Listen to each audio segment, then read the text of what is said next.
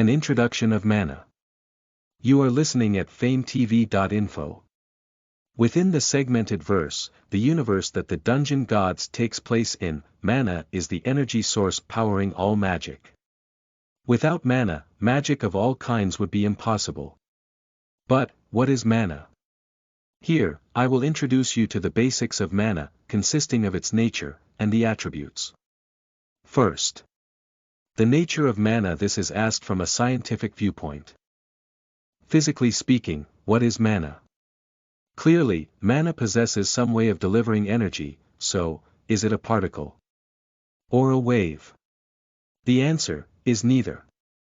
Mana, much like light, possesses both particle and wave-like properties.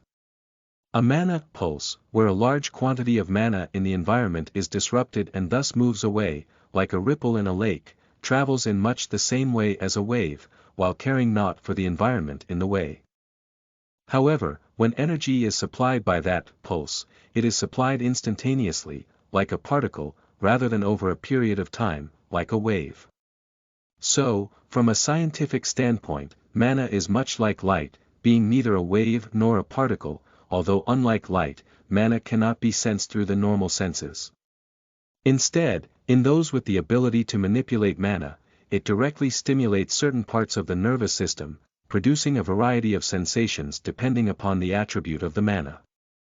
Second, the attributes of mana. All mana contains attributes, related to the four elements, the opposites, the cycle of reincarnation, or destiny.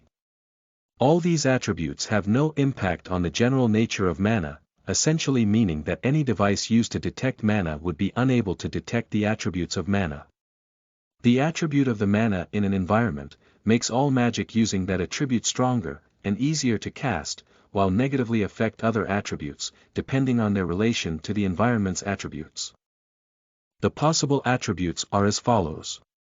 The four elements: fire, water, earth, and wind. These four exist in a cycle, where fire, earth, wind, water, fire. Almost all other elements in the world that are used in magic, whether it's lightning, magma, ice or otherwise, are actually just variations and combinations of these elements. Perhaps because of this, all elementals within the segment verse are only of the four elements or the opposites. The opposites: light and darkness. These two are a self-contained cycle, each one both strengthening and weakening the other. When combined, they form the element of shadow within magic, but shadow is not an attribute of mana. Despite common belief across a majority of worlds, neither light nor darkness have anything to do with morality. Light is not inherently good, nor is darkness inherently evil. It is entirely possible for a good man who cares about and constantly helps others to use the darkness, and for a cruel and evil man to use the light. This is likely because reality has no solid concept of good and evil, for they are opinions developed by lifeforms within the multiverse as a whole, rather than an inherent and recognized part of reality. The cycle of reincarnation. Life and death.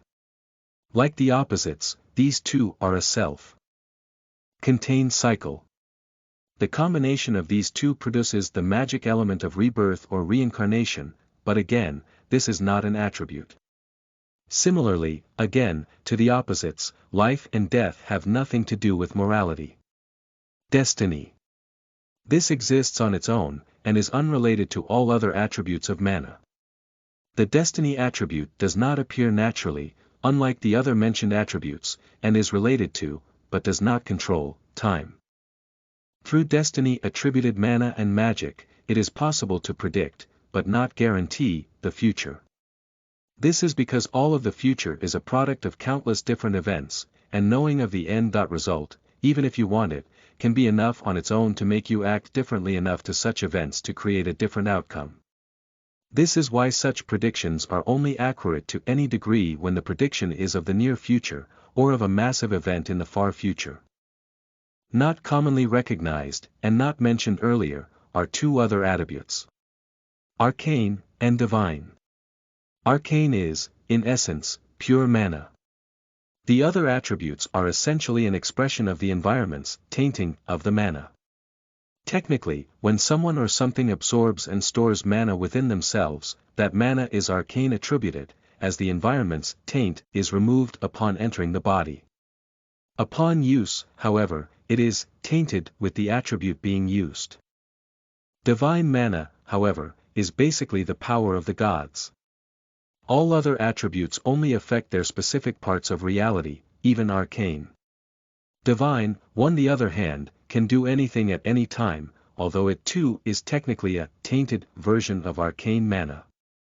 The only beings capable of using divine mana are gods.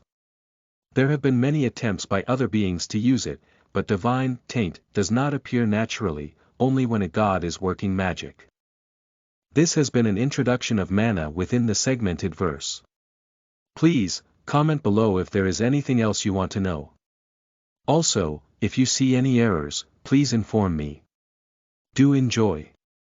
Listen to the full novel at famvetv.info, direct link in the description.